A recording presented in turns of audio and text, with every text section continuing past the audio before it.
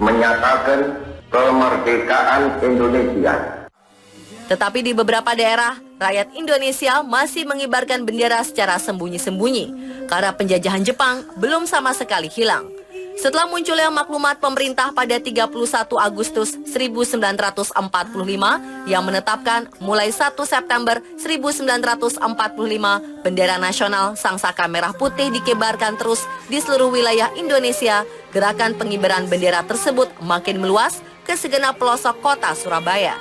Ketika gerakan untuk melucuti pasukan Jepang sedang berkobar, tentara Inggris mendarat di Jakarta pada 15 September 1945.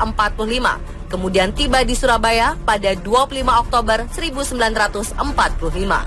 Berkedok melucuti tentara Jepang, tentara Inggris datang ke Indonesia atas nama sekutu dengan membawa misi mengembalikan Indonesia kepada pemerintah Belanda sebagai jajahannya.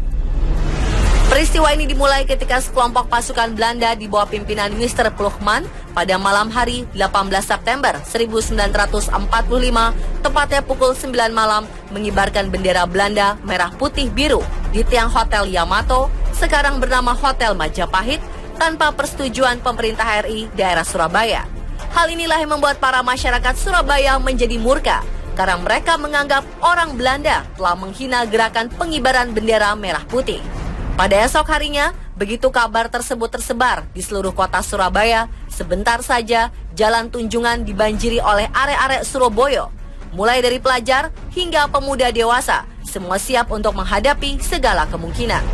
Presiden Sudirman, pejuang dan diplomat yang saat itu menjabat sebagai wakil residen, Fukushiko Gunsekan, yang masih diakui pemerintah Dai Nippon Surabaya Shu, sekaligus sebagai residen daerah Surabaya pemerintah Republik Indonesia, datang melewati kerumunan massa, lalu masuk ke Hotel Yamato dikawal Sidik dan Haryono.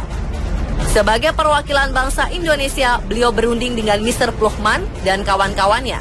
Mereka meminta agar bendera Belanda segera diturunkan. Dalam perundingan ini, Mr. Ploegman menolak untuk menurunkan bendera Belanda dan menolak mengakui kedaulatan Indonesia. Perundingan berlangsung memanas, hingga Mr. Ploegman mengeluarkan pistol dan terjadilah perkelahian dalam ruang perundingan. Mr. Ploegman tewas dicekik oleh Sidik, yang kemudian juga tewas oleh tentara Belanda, sementara Sudirman dan Haryono melarikan diri keluar Hotel Yamato. Haryono semula bersama Sudirman kembali ke dalam hotel, terlibat dalam pemanjatan tiang bendera. Bersama Kusno Wibowo, Haryono berhasil menurunkan bendera Belanda, merobek bagian birunya, dan mengereknya ke puncak tiang kembali.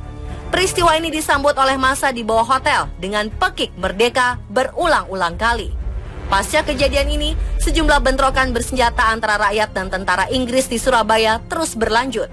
Bentrokan-bentrokan ini memuncak dengan terbunuhnya Brigadir Jenderal Malabi, pimpinan tentara Inggris untuk Jawa Timur, pada 30 Oktober 1945, sekitar pukul 8:30 malam. Kesalahpahaman menyebabkan terjadinya tembak-menembak yang berakhir dengan tewasnya Brigadir Jenderal Malabi oleh tembakan pistol seorang pemuda Indonesia yang sampai sekarang tak diketahui identitasnya.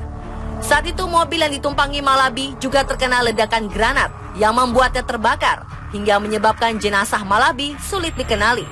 Kematian Malabi inilah yang menyebabkan pihak Inggris marah besar kepada pihak Indonesia.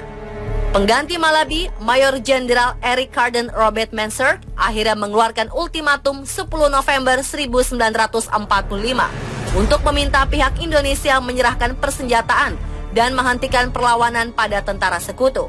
Disinilah arek-arek Surabaya berperang melawan sekutu untuk memperoleh kemerdekaan yang sesungguhnya.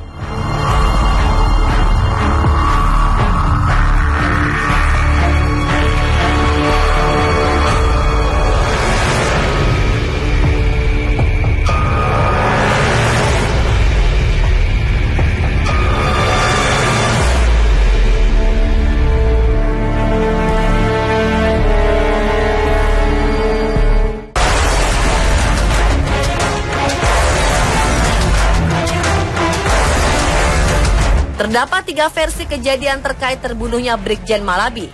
Sebuah situs Wikipedia menyebutkan kematian Malabi diakibatkan oleh tembakan seorang pemuda yang tidak dikenal ketika berusaha meredakan pertempuran antara pemuda Indonesia dengan tentara Inggris yang terkepung di gedung Internasio.